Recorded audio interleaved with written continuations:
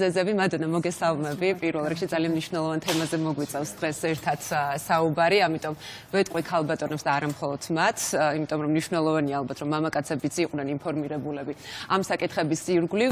შემოგვიერთდეთ, მით უმეტეს ყველა ქალის ცხოვრებაში დგება ფიზიოლოგიური ეტაპი, როდესაც ორგანიზმში ცვლილებები იწყება. ეს ცვლილებები, რა თქმა უნდა, ინდივიდუალურია, თუმცა მათ საერთო სიმპტომები ახასიათებთ. სწორედ ამ ახასიათებლების ერთობლიობა არის მენოპაუზა. აუცილებელია მის შესახებ ცნობიერების ამაღლება და ქალების კეთილდღეობის და ჯანმრთელობის ხელშეწყობა. მენოპაუზა არ არის დაავადება, ის არის ქალის ცხოვრების ფიზიოლოგიური ეტაპი. შესაძლოა მენოპაუზა უმტკივნეულოდ მიმდინარეობს, თუმცა არ არის გამორიცხული, რომ მენოპაუზის დროს ექიმის დახმარება დაგვჭირდეს. რა უნდა ვიცოდეთ აი ამ პროცესზე და როგორ უნდა მოვემზადოთ ახალ ეტაპზე გადასასვლელად.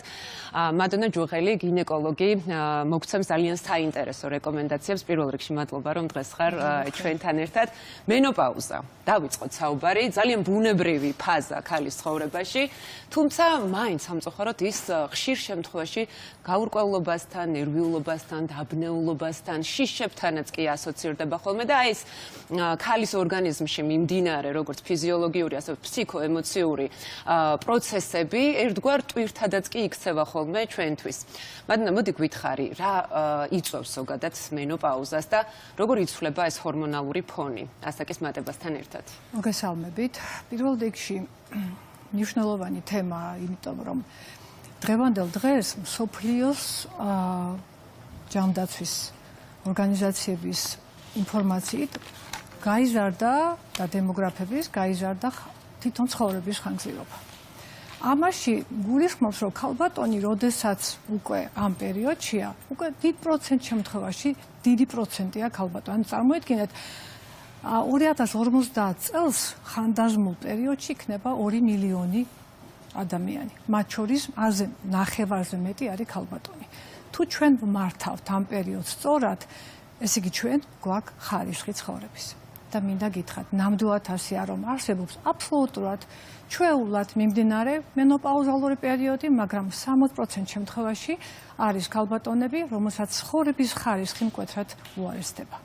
და ეს არის ზუსტად ის, როდესაც ქალბატონებთან სასქესო ჰორმონების რაოდენობა ნელ-ნელა მცირდება. კი ბატონო, აი სტატისტიკის თანახმად საშუალო ასაკი, როდესაც წყდება ციკლი, მოიაზრება 50-51 წელი.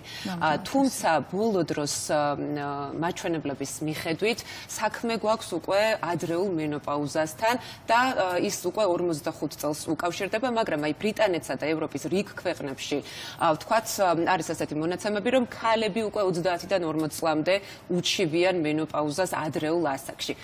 რით არის განპირობებული აი ეს მონაცემები და თქვენ ცხოვრების გახანგრძლივება და ხარისხის გაუმჯობესება ახსენეთ, მაგრამ ფაქტია, რომ დღევანდელი მონაცემები არც ისე ვთქვათ სახარბიელოა, კი ბატონო. ნამდვილად ასეა.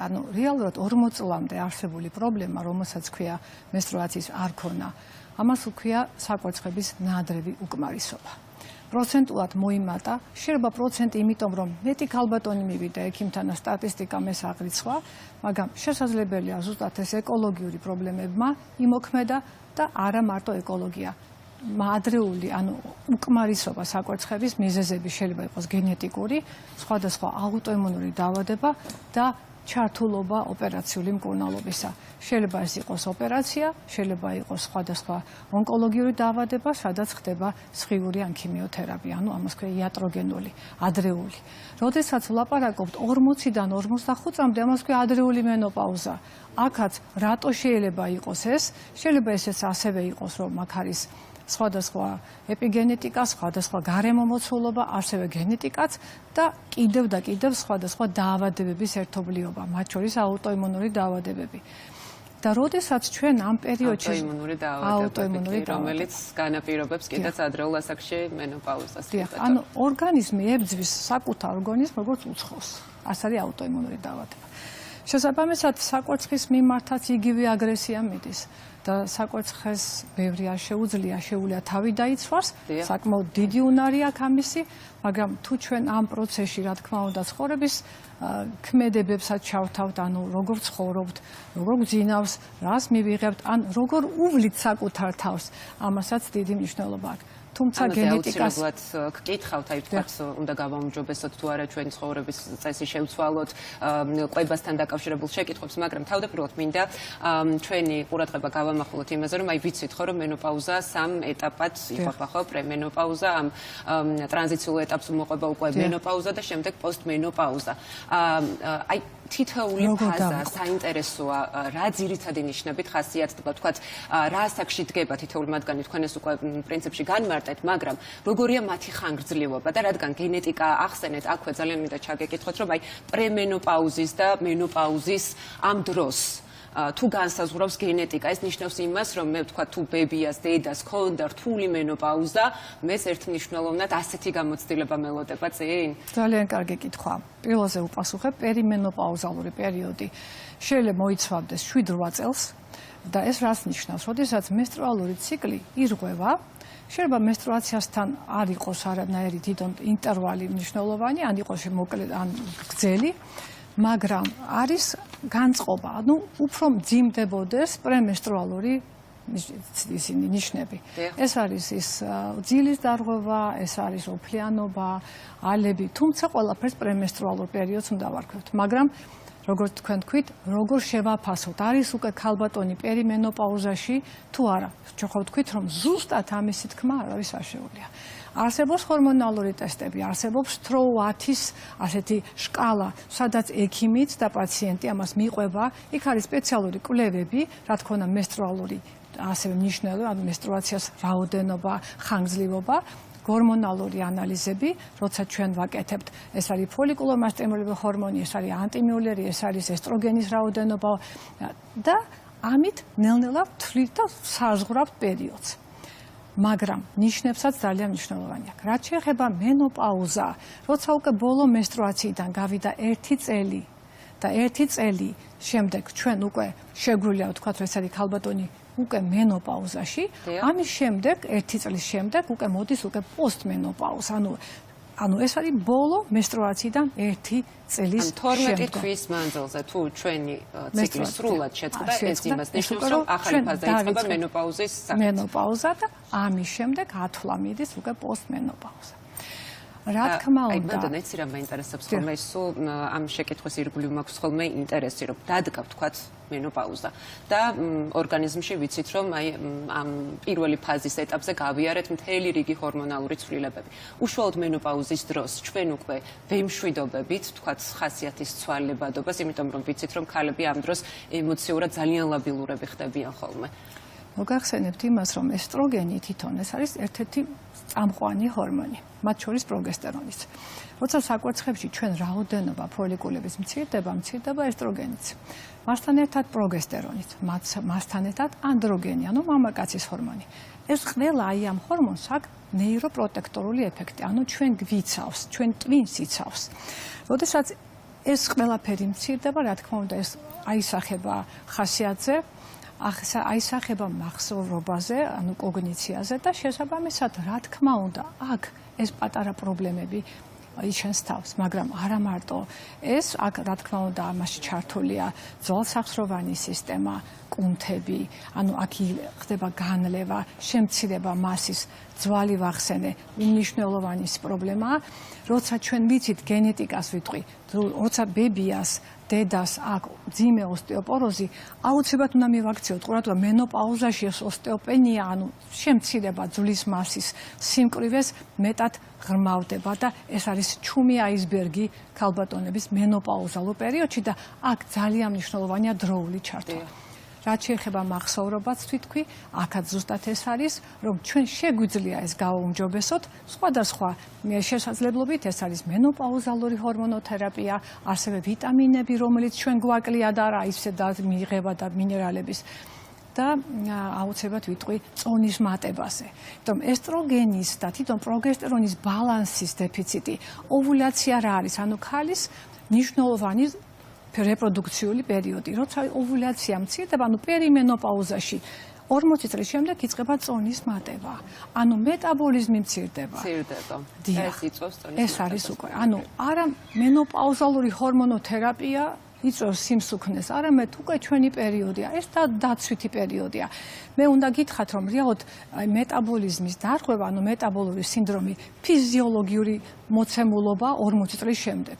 ანუ ესეც დაცვა, კომპენსაცია, რომ მე უკვე ისე აქტიური ვეღარ ვარ, ოვულაციაში ვეღარ შევდივარ და შესაბამისად ჩემი ცხიმი არის ჩემი დაცვა.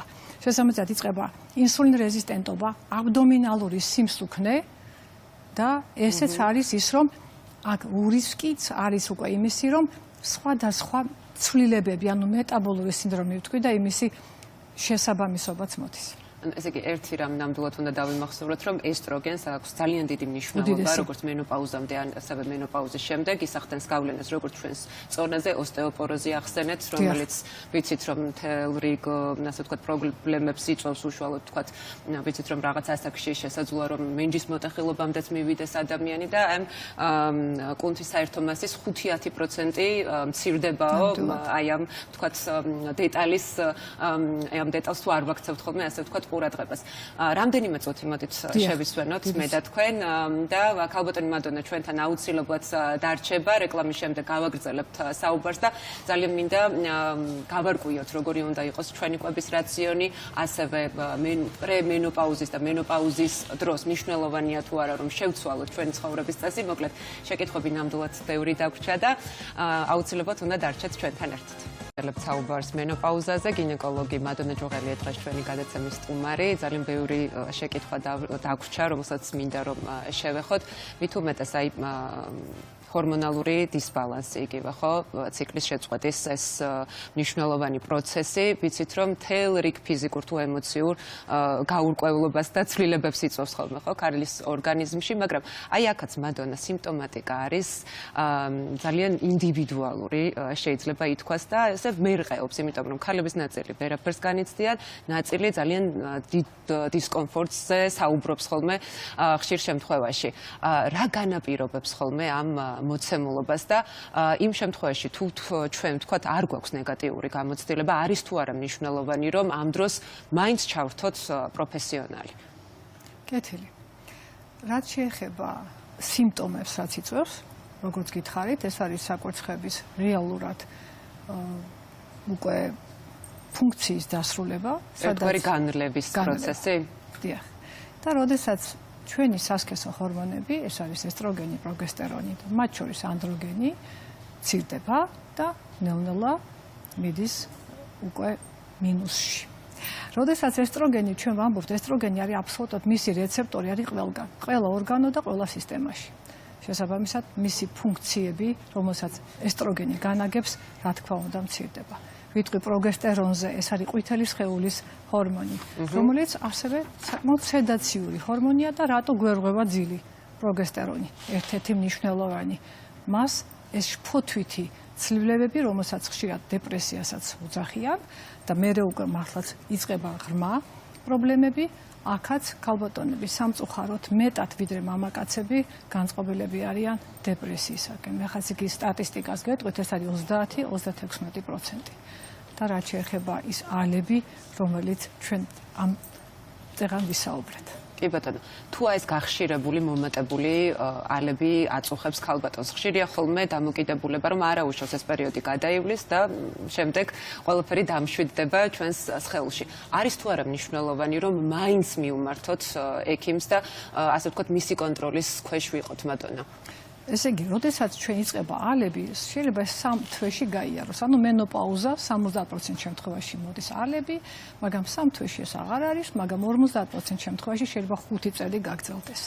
და თუ ჩვენ ვლაპარაკობთ ალებზე, უნდა ვიცოდეთ, რომ ეს არის პრედიქტორი, ანუ ხვალინდელი ინფორმაცია, რომ შეიძლება აქ ღრმა პრობლემები წავიდეს გულსისახთ და დაავადებების ირგვლივ.